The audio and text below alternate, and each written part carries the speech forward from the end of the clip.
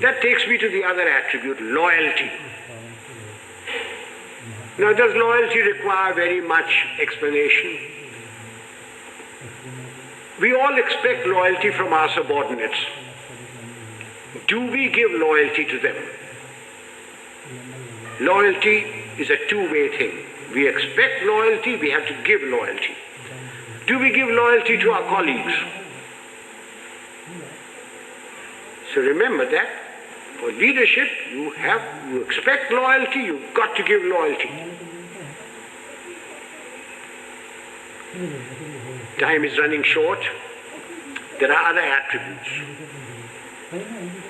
Remember, leadership is nothing else but management of men and resources. Management of men. Men have problems. Men in numbers can be very nasty. And a leader must be able to deal with them very firmly. When people misbehave, like they are misbehaving in Bombay these days, it's no use saying Jai Hind to them. You've got to deal with them very, very firmly. But you must never forget that men have problems. They have human problems. They have problems of debt, of family problems. They get easily despondent. And therefore, the leader must have a human touch. He must have a sense of humor to get them out of their despondency. He must have the gift of the gab.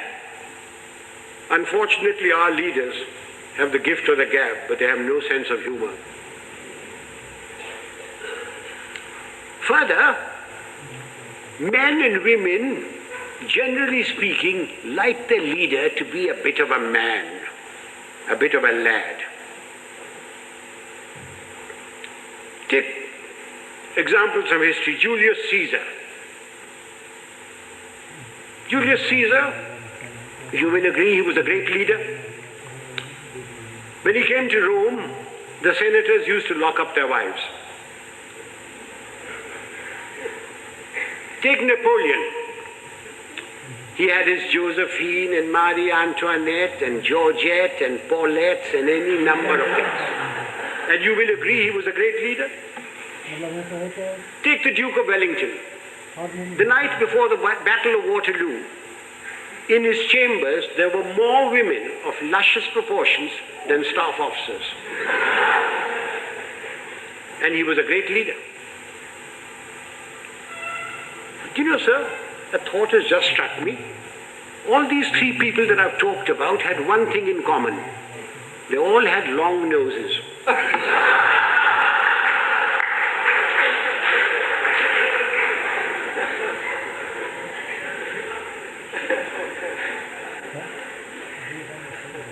If my time is not up, can I crave your indulgence and talk for another 10 minutes? Ladies and gentlemen, no amount of leadership will put things right. There are two other aspects that we Indians must know and we lack badly. One is discipline and the second is character. What is discipline? Discipline is a code of conduct for decent living in society, one with the other. Who lays down this code of conduct? Not the Prime Minister, not Parliament. Of course, it's laid down in the Army Act. But I'm not trying to impose the Army Act on you. This code of conduct has come to us from father to son, from mother to daughter, from times immemorial. It's in the Bible, it's in the Gita, it's in the words of Nanak, in the sayings of Muhammad and Buddha. It's all come down. It's been refined as cultures have changed. Again, let me illustrate this by example.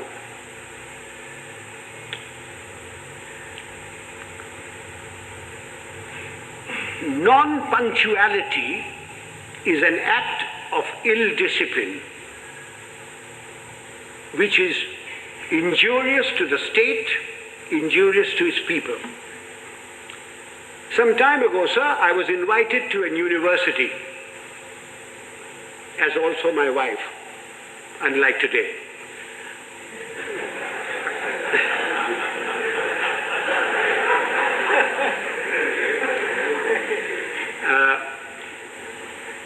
I was called there at a convocation at 5 o'clock in the evening. And having been in the army for 50 years, telling the driver, go slow, go fast, arrived there at 5 o'clock in the evening. I was received by the Vice Chancellor and his lady, the Union Secretary, escorted to the dais. My wife too was asked to sit on the dais, and she politely refused, saying that she'd much rather sit down, as this is the only opportunity she has to look up to me. And as usual, I was garlanded. The Vice Chancellor sang my praises and asked me to talk to these people. There were about 5,000 boys and girls there, plus deans, plus professors, plus lecturers, everybody. And as I got up to get to the desk, to the lectern, the Vice Chancellor says to me, sotto voce, Field Marshal, a fortnight ago we had invited a VIP to the same function. He was allowed to stand at the lectern for exactly 15 seconds. I wish you good luck. I said to myself, had the Vice Chancellor said this in his letter of invitation, I wonder whether I would have come. Anyway, I got up to the lectern and I addressed the gathering for the amount of time that I was allowed. I was heard in pin-drop silence, and at the end of it, I got a thunderous applause. The Vice Chancellor and his lady, the deans, professors, lecturers, the student body, and even my wife stood up and gave me a standing ovation. I was most relieved. Although my wife told me afterwards that I looked pale. After the usual vote of thanks, etc., we went out into the gardens where refreshments were given. And I, having an eye for a pretty girl, walked up to a pert little thing, wearing lovely jeans, tight-fitting, and I started a conversation, which ran as follows. I said, my dear, why were you so kind to me today, all of you?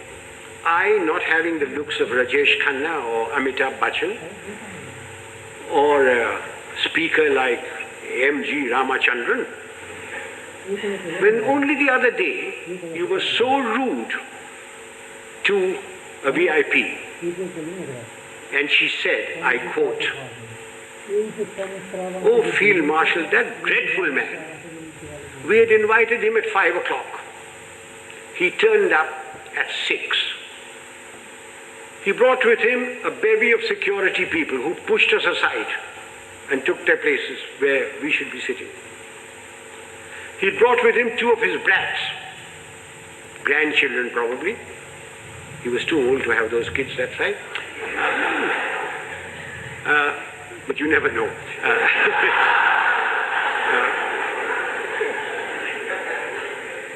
He was received by the Vice Chancellor and lady.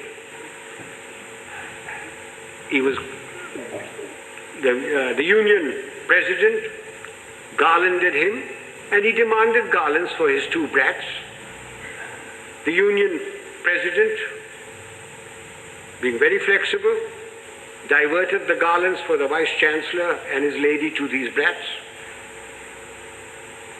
And then the Vice Chancellor sang his praises, saying how fortunate we were that he had come here, that he has done so much for the country. And all the while, this man sat there. He had come unwashed, unshaven, wearing a dhoti, exposing 4/5 of his legs, scratching away. And the Vice Chancellor said that the worthy had been to jail. When he said that, the girl said, I almost shouted he should be there now. Then the Vice Chancellor asked him to go to the lectern and to talk to us. So he picked up the lemonade or limca or whatever was there, which belonged to his female offspring, and took a sip, which started a howl. When that subsided, the worthy came to the lectern and said, friends and well-wishers, I have not had time to prepare my speech, but my secretary has written something for me, and he produced a whole heap of paper. He said, without any premeditation, without any thought, we made his stay very short. I unquote. Sir, I thank my lucky stars that 50 years in the army had made me come on time, that I'd been brought up to shave in the morning and shave in the evening if there was a function, that I had a lounge suit on, and although I have very nice legs, I didn't expose them, that I didn't suffer from itch or eczema to indulge in the scratching of the unmentionable.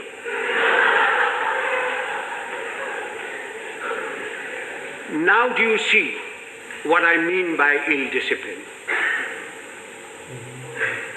Had the worthy come on time, according to the program, talked to the people and given them advice, can you imagine what a lot of good it would have done? Instead of that, his act of ill discipline produced more ill discipline. Now, this is not a matter to be laughed at and forgotten. We people in India are terribly ill disciplined. We think because we've got freedom that we can do what we like. I do not stop you from criticizing, to standing up for your rights. I think it's your duty to do it. But what I abhor are the acts that we've gone into because we've got freedom. Why do we have to spit pan all over? Why do we have to write on doors and things? Why do we have to keep staircases dirty and filthy? Why do we have to throw garbage in somebody else's compound? These are all acts of ill discipline. It is because of these acts of ill discipline that you have corruption, you have smuggling, you have all sorts of things. Even animals in Tanzania are better disciplined. I went there 4 years ago and I saw lions, lionesses, zebras, etc. They were all so disciplined. If the lion wanted to do his stuff, he went behind cover. He didn't spit. I came back from Tanzania. I arrived at Bombay airport. I cleared my baggage, and as I was walking out, there was a big, fat slob of a man who squirted damn pan on my trousers. And when I gave him a tight kick, he was most indignant. He didn't think he'd done any wrong. Why? Why do we tolerate it? So much for discipline.